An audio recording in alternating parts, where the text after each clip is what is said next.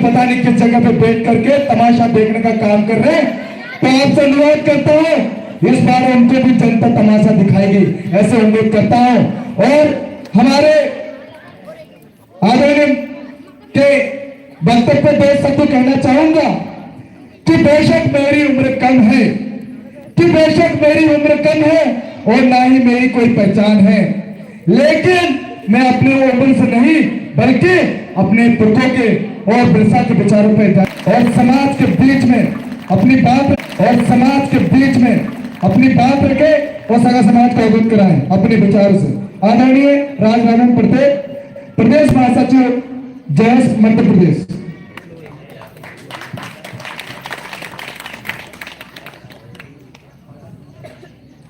जोहर, सेवा जोहर। सभी लोग हाथ ऊपर करेंगे क्योंकि आप लोगों के अंदर ऊर्जा नहीं है, जो ऊर्जा हमारे बिरसा मुंडा टांटे में अंदर थी। सेवा जोहर बात सकते हैं कि आवाज कम आ रही, ठीक है, थोड़ी बात वो भी बोलना चालू कर देंगे। सर्वप्रथम मंच पर उपस्थित हमारे मुख्य अतिथि और हमारे इस समाज के मसीहा, हमारे महापुरुष और हमारे इस समाज के जाने माने भगवान बिरसा मुंडा और संविधान निर्माता डॉक्टर भीमराव अम्बेडकर पकड़ा जाते साथियों। तो बहुत ही खुशी है कि जैसे आप छोटे से गांव में आप लोगों ने संविधान बचाओ और आदिवासी जनजागृति का एक छोटा सा कार्यक्रम आयोजन किया।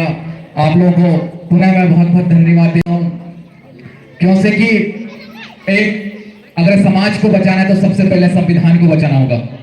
अगर समाज को बचाना हो तो सबसे पहले संविधान को बचाना है, और अगर संविधान को बचाना है तो आपको क्या करना है? अगर आपको संविधान को बचाना है तो मैं एक छोटी सी बात बोलूंगा, ज्यादा कोई बड़ी बात नहीं है, आप सिर्फ बीजेपी को वोट करना बंद कर दो।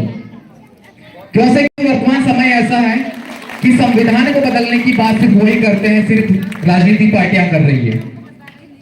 जो लोग समाज को जानते हैं, समाज की तकलीफ, और जो जिन्होंने उस समाज में जो हमारे पूर्वजों पर ऊपर जिस तरह से शोषण, अत्याचार, अन्याय हुआ, जो समझते हैं, जानते हैं, वो कभी संविधान बदलने की बात नहीं करते।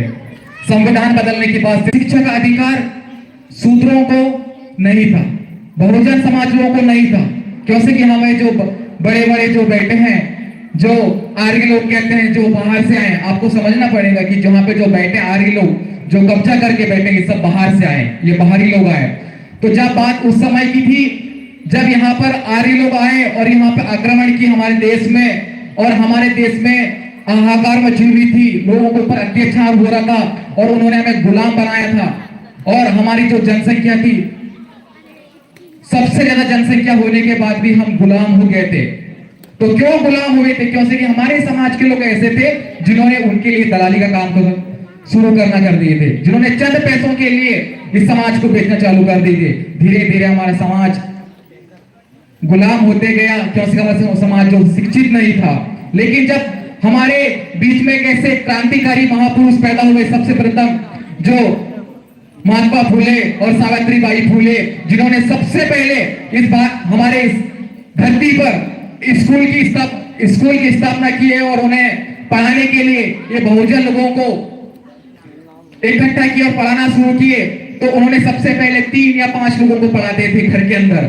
जब उनको पढ़ाने के लिए जब देखते थे, क्योंकि उन्हें पढ़ाने का अधिकार नहीं था, वो छुप छुप के लोगों को पढ़ाते थे, हमारे समाज के लोगों को। जब उनको पढ़ाया जाता था तो उनको देखने के लिए 3000 लोग खिड़कियों से झांका करते थे और देखते थे कि ऐसे क्या पढ़ा रही है ये सावित्री बाई फूले, महात्मा जी फूले, ऐसे क्या पढ़ा रहे हैं हमारे बच्चों को, देखते थे।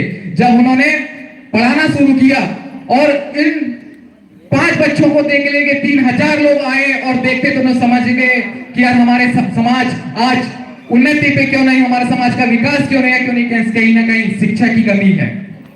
जब शिक्षा मजबूत होगा, हमारे बच्चे पढ़ेंगे, छोटे सा जो हमारा जो नींव मजबूत होगा, तो आने वाला भविष्य और उज्जवल होगा।